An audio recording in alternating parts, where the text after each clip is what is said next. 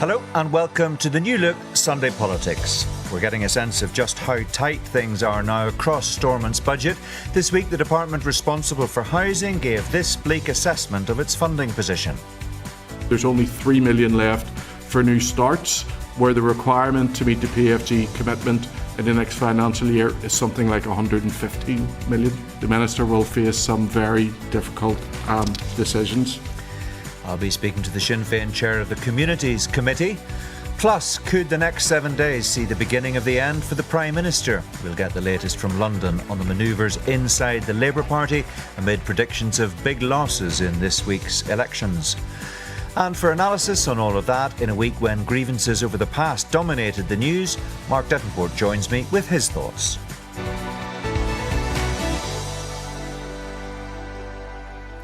One of the many stark figures given to MLAs this week was that while Stormont's executive pledged to spend £115 million on new social housing this year, as things stand with the draft budget, there's just £3 million available. The chair of the Communities Committee, Colm Gildernew, joins me now to discuss how he'd like to see the issue taken forward. Welcome to the programme. Thanks for joining us, Colm Gildernew. I suppose each week, it's fair to say, brings a clearer picture of just how difficult things are becoming across all departments. This was another pretty sobering picture put to you and the committee on Thursday. The potential scenario facing the minister is one where, to increase the amount of funding for new social housing, he'll have to take it from other projects in his department, essentially. Yeah, so listen, it's absolutely unquestionable that there's a very challenging situation facing the Department for Communities, along with all other departments here and right across the executive. That's a direct outworking of British austerity, and it's hugely concerning. And what we were being told at committee on Thursday is a cause for concern, and I think does need a particular focus in terms of what we do with that, because housing and homelessness is a huge challenge for us here, as we all know. And when you look at those figures, they are very stark. 115 million is what's meant to be made available for new starts. And they're absolutely critical given the picture across Northern Ireland at the moment in terms of social housing. £3 million available. I mean, that is an impossible situation that the Minister finds himself in, isn't it? Well, this is an ongoing budgeting process, and we heard from officials that they are engaging with finance. They're looking internally at what their own priorities are, and that's, I think, something that is hugely important as well. This is a department with a massive allocation. It's 1.377 billion over the 3 years. So we have to look at how we can ensure we have the budget in place to build the homes we need and to build them in the places that we need them and of the type we need them. So it's incumbent on the department to work with the rest of their colleagues to ensure that budgeting process, first of all, the 3-year budget is secured, but fundamentally that we secure a proper funding settlement from the British Treasury based on objective need. We are being underfunded here, and that is recognised by all executive parties, and those negotiations are ongoing. Yeah, that's a separate issue, I suppose, and we can discuss that at another time. The good news, if you're looking for a glimmer of hope in all of this, is that the department's new permanent secretary, Gráinne Long, did have some potential solutions that she and the minister are apparently looking at. Will you support the minister in those efforts? Yes, and the committee are supportive of housing. It's a key priority. We are extremely supportive of it. However, it has to be said, some of these initiatives are somewhat adrift, and I think there's a concern that the department itself has not progressed some of them. For example, we're spending £40 million per year now on temporary accommodation in terms of homelessness. There was an announcement last year that 600 homes were going to be purchased to reduce that cost, and not a single one of those homes have been bought. That is something that the department needs to address with urgency. Yeah, but here's the point. Sorry to cut across you, but the permanent secretary said the minister is bringing a paper to the executive about ways in which we can use the public sector estate, because if you've got land, then you just have to pay for the development costs, not the land costs and the development. Absolutely, and that's something we would also support. That is another part of the solution, there's no question about it, and that's something that we should be looking to maximise and to ensure that we're building houses as cost effectively as possible and in the right place. There's also an ongoing discussion around housing revitalisation. That was started by Deirdre Hargey. That would allow the housing executive to borrow against its existing stock and would relieve pressure as well. But also we need to ensure that the department itself is prioritising housing within its own budget. Yeah, and indeed the Permanent Secretary made that point. She says it's about being innovative, and she's someone who's got a background, of course, in the world of social housing. I want to move on to another issue. Your colleague on the committee, Melissa McHugh and Cathy Mason, questioned the priorities of the Minister, Gordon Lyons, on Thursday. Cathy Mason raised the £40 million pledged by the Department to the Ulster Folk Museum in Cultraw earlier in the year. Is Sinn Féin saying that organisation shouldn't have got that money? Well, it's an example of where we have been told by officials that this was a ministerial choice. We're absolutely supportive of museums and investment in museums. However, you do need to look at where prioritisation is at any given point in time. So our museum sector is hugely important. The Minister has decided to allocate 40 million to that project. And we are seeing significant pressures in housing. So I think that's something that the Minister needs to absolutely, at all times, consider. What would be the number that you'd be happy with then, Mr. Gildren? If £40 million is the wrong number, what number would you support in terms of investment in the museum? What I would support is investment in housing, and that is where the key pressure is. But your party colleague raised this particular issue, asked a question about the £40 million investment, which obviously has implications for employment and tourism and all kinds of related issues. If you don't think the £40 million is acceptable, I'm asking you now to name the figure that you would support. That's a reasonable question. I don't think it is. It's a totally valid question for the Deputy Chair to ask why that 40 million was decided. Officials have told us previously that they did not recommend that spend, and it's up to the Minister to decide how he allocates his budget, not to the Chair of the committee.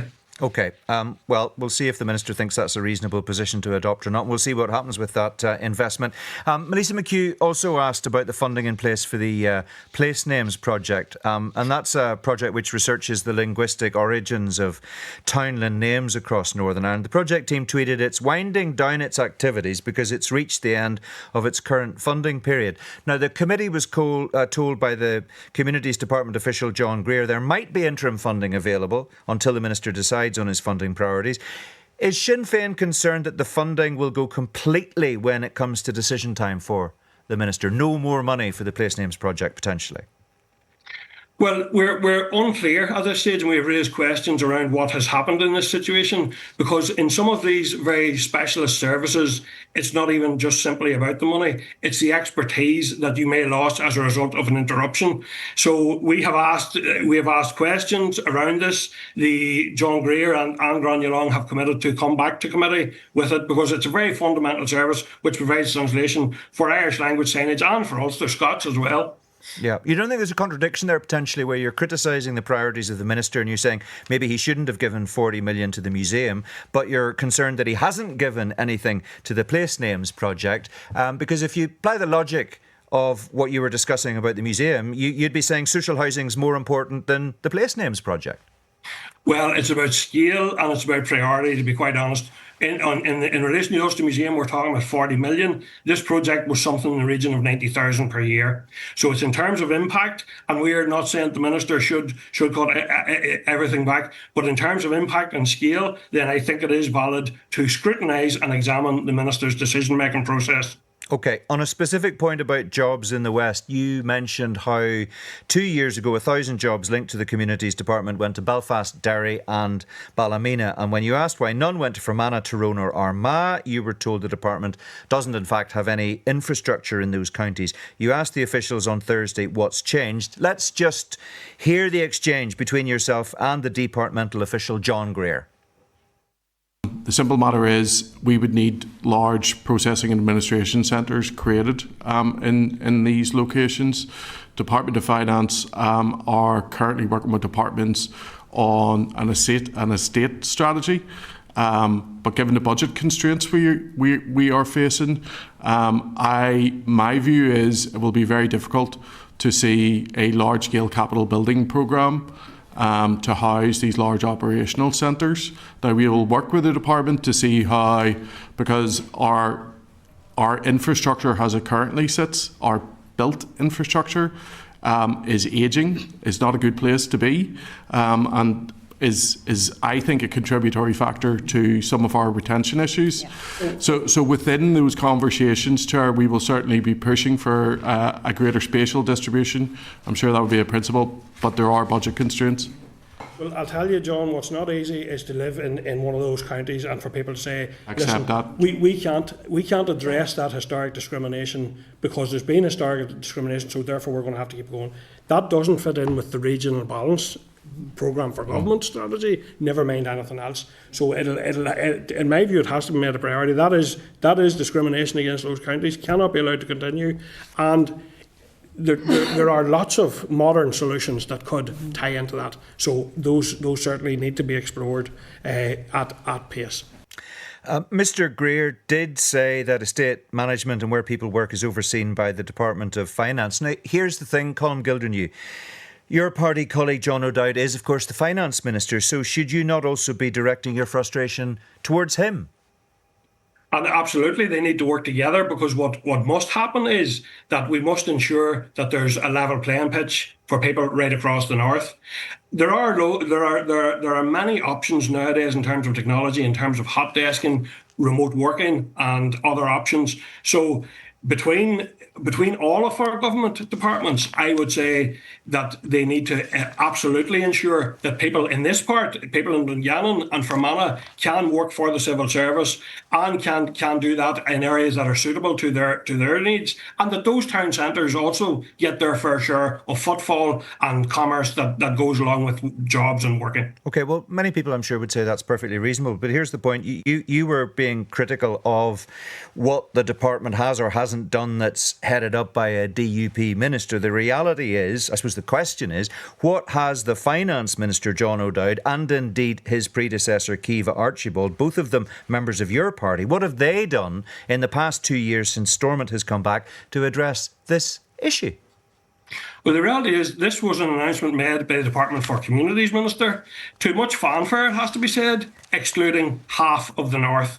So my question was to them, what have you done since in terms of engaging, be it with finance, be it with your own estate, be it with technological solutions? What have you done in the meantime to ensure? And don't forget, this is a department carrying huge levels of vacancies. The same questions are relevant to the Department of Finance, which is responsible in Northern Ireland for the overall estate management. You can't just sidestep that issue. That's the reality. Not at all. As chair of the Communities Committee, I was raising, and I am raising, and I will continue to raise what the Department for Communities are doing in relation to their staff and in relation to any future job announcements to ensure that people in this part of the north also benefit. Yeah, that's all fair enough. The difficulty you have is that you are chair of that committee, and the senior official from the department said ultimate responsibility for this rests with the Department of Finance. And I would encourage them to work with the Department of Finance urgently to address that. And have you contacted the Finance Minister, John O'Dowd, who is a party colleague, to see if you can push him on this and get him to move and talk to the Department for Communities and move towards the goal that you say is so important? I have raised that repeatedly, and the general issue of historic underinvestment west of the Van repeatedly, and will continue to do so. And just on that issue, it was mentioned there, the civil service position on remote working is that members of staff are required to be in the office 2 days a week. Is that something you think could be looked at and maybe not applied so rigorously in the 3 counties that you have particular concerns about, if the infrastructure currently doesn't exist in those counties? Potentially, yes, and whatever solutions are needed, because we also need to ensure that people, for example, with disabilities are able to engage in work and in every aspect of society that everyone takes. So all departments, at a time when there's major vacancies and recruitment issues and skills, should be doing everything they can to make work available and appropriate for people in areas where people live. OK, we've got to leave it there. We're out of time. Colm Gildernew, thanks very much indeed for joining us today. Let's talk through some of that now with Mark Devonport, who's my studio guest. Welcome to you. Look, I suppose there are several different things going on here at once, aren't there? First of all, we've got the problem of funding, which is well established. Another twist is that because no budget's been agreed, Stormont ministers are now managing things with 95% of what they had last year.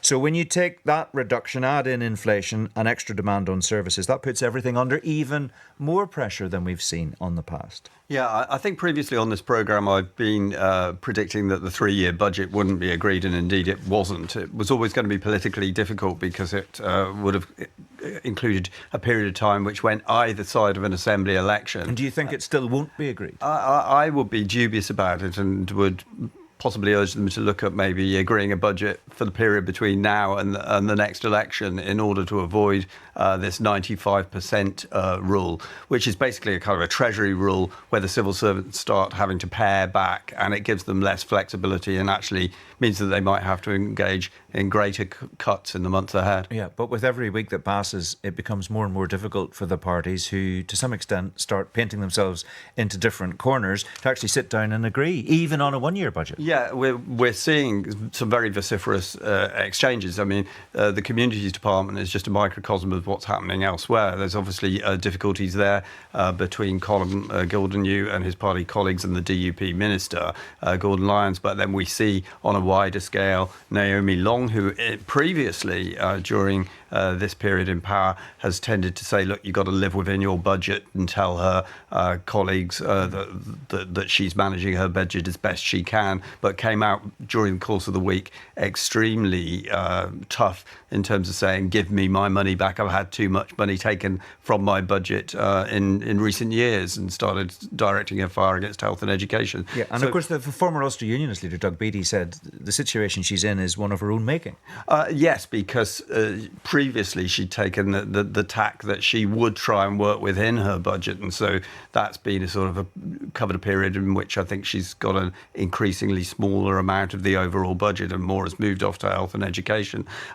But you can see this. I mean, this obviously happens in other forms of government where you get ministers fighting for their own particular department. It's a natural part of politics, but it's very difficult, I think, for them to come to an agreement. And you can see that when they start suggesting which particular aspect of a budget should be cut, they've got very different ideas in terms of the different parties' pet projects. So we saw Cathy Mason from Sinn Féin very much directing her fire against the Ulster Folk Museum. I heard on the radio then Paul Frew from the DUP saying, oh, if we spent less on net zero policies, we could balance our budget that way. So you've got them going in very different directions. Yeah. Well, just briefly and finally, what do you make of the Brian Feeney column in the Irish News last week, which got a lot of debate going on social media? Time for Sinn Féin to step away from what he says is a failed assembly. Well, Brian Feeney always writes a pugnacious column, and I suppose he's capturing some of the general disenchantment there is with the fact that we seem to go round and round the table on the executive without ever making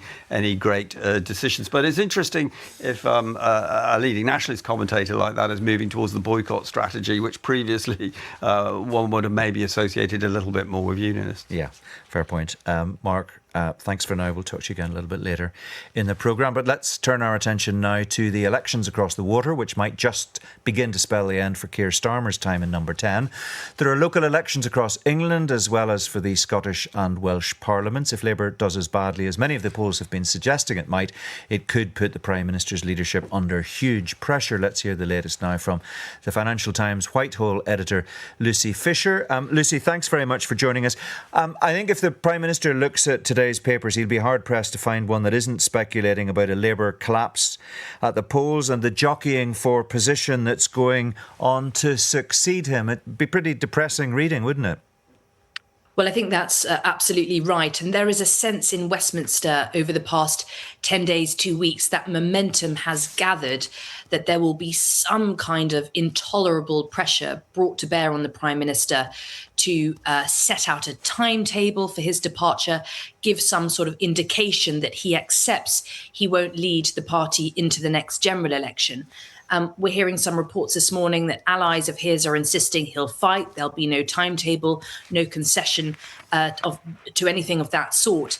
But it's clear that Wes Streeting, Angela Rayner, Andy Burnham, all their supporters really are jostling for position, and campaigns are starting to progress in a way that we haven't seen up until now. So it feels we're entering a very crucial week for Keir Starmer's future. Yeah, but as you say, despite all that manoeuvring, Keir Starmer remains adamant. He's got a 5-year mandate to be Prime Minister, and he's no intention of going anywhere. He said it to the Today programme on Radio 4 on Friday morning. morning. In terms of the numbers, if Labour can keep its losses to under 1,000 seats, it'll be relieved, according to the experts. If Reform can push its gains to over 2,000, it'll be delighted. Both of those scenarios may indeed come to pass.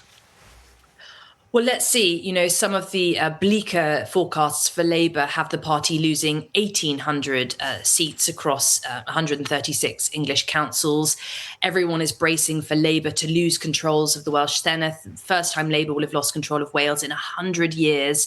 In Scotland, very depressing for Labour, which when Keir Starmer swept to victory in July 2024 with this famous majority, it looked like Anas Sarwar would sort of steam ahead to kind of reclaim control of Holyrood as well. That now is not looking likely. Indeed, Labour might be pushed to third position behind Reform in Scotland, where the SNP look on track to have a very good night. So, even if Labour manages to sort of contain the losses to under some sort of arbitrary figure in English councils, it's still going to be a night of losses and defeats for the party. Can I just ask you specifically about this front page story in the Sunday Telegraph, Lucy, which is suggesting that Labour's ruling NEC has now come to the position that it won't block Andy Burnham if he tries to find a route back into the House of Commons. And if that is the case, I'm imagining you think that's definitely bad news for Keir Starmer, because last time round he persuaded the NEC to block him. Well, there's lots of swirling currents regarding Labour's NEC, including elections coming up where a sort of more left-wing slate is expected to do better. That would favour Andy Burnham's chances of re-entering Parliament as well. But you've also got the fact that he's not a sitting MP at the moment, really galvanising supporters of Wes Streeting and Angela Rayner, trying to persuade them to go early and not miss their chance before Burnham has any ability to stand in a formal contest. So any sort of firmer sense that he could return to Parliament within weeks, which is what some of his supporters are briefing, could actually prompt Streeting or Rayner to go earlier. So lots of moving parts. And indeed, we have to see what kind of happens and if there is any sort of silver lining for Keir Starmer on, Friday, the 8th of May next week, which he can point to that slows down what now feels like almost unstoppable momentum for some kind of action against him, at least later this year, if not immediately in the aftermath of these elections. Just finally, this is a big test, of course, for the Reform Party and its leader Nigel Farage. Where could this leave him in terms of his influence right across the United Kingdom, not just England, but also potentially Wales and Scotland, if things go as well as they might go for Reform on Thursday? Well, look, I think everyone is expecting it to be a very good night for Reform. As you say, they could enter administrations in Wales and Scotland, depending on how things go. That's looking even more possible, I think, in Wales than Scotland. It really adds to this sense that they are the party of the right. It could be existential for the Conservatives. And it will give, Reform a chance to sort of try and gain some experience in government, to have a record to try and put to the public at large ahead of the next, UK-wide general election, and also sort of lead to this sense of momentum for Reform, that they are gathering pace, that their support is only going up. So it feels like a really key milestone for Nigel Farage's party too. OK, good to talk to you as ever. Lucy, thanks very much indeed. And from thinking about what a future Westminster might look like to wrestling with the past at Stormont, the reaction to last weekend's Dunmerry bomb provoked considerable debate over the past 7 days. We'll pick up with that with Mark Devonport in just a moment. But first, here's a quick reminder.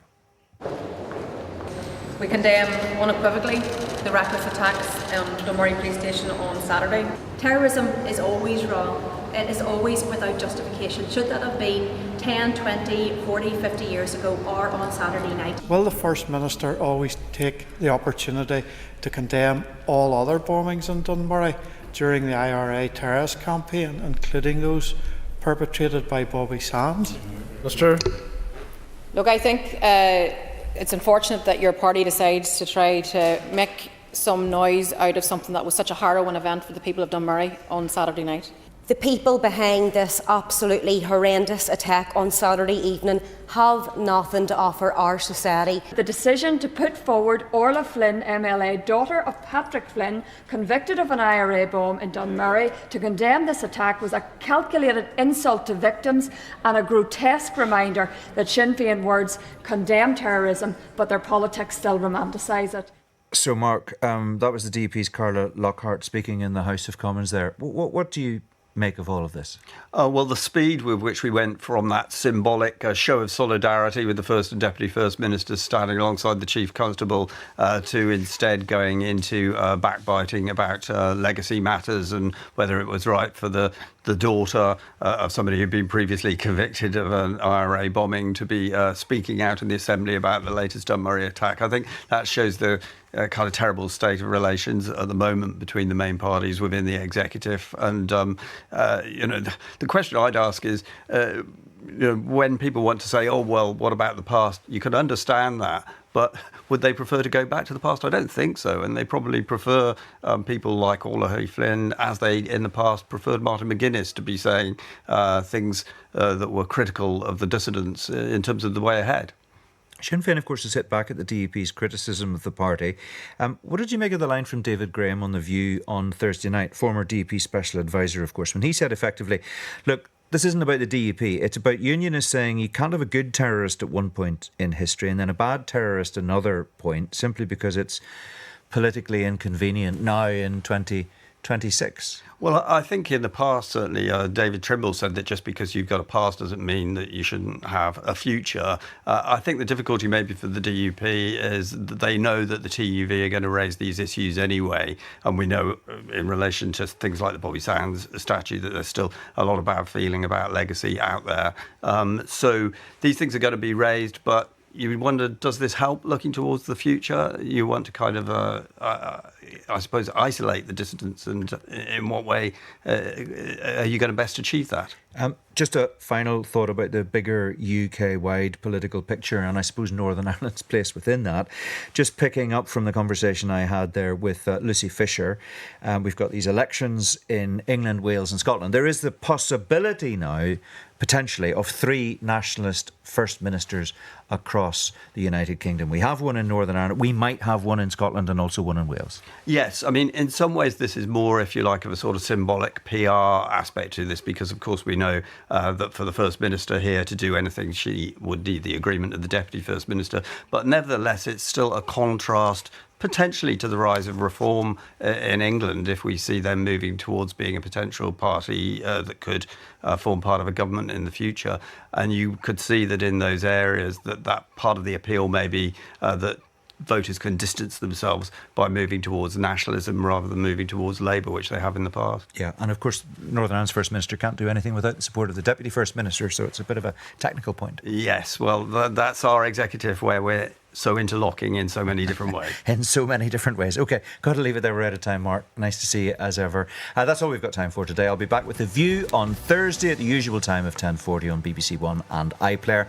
And do have a listen to our latest Red Lines discussion if you haven't already heard it. We're looking back to this time 5 years ago when the DUP almost tore itself apart with the removal of Arlene Foster as leader, followed by the blink and you'll miss it time in charge of Edwin Poots and the succession of Sir Geoffrey Donaldson. It's available now on BBC Sounds or wherever you get your podcasts. For now, though, from everyone in the team, thanks for watching and listening.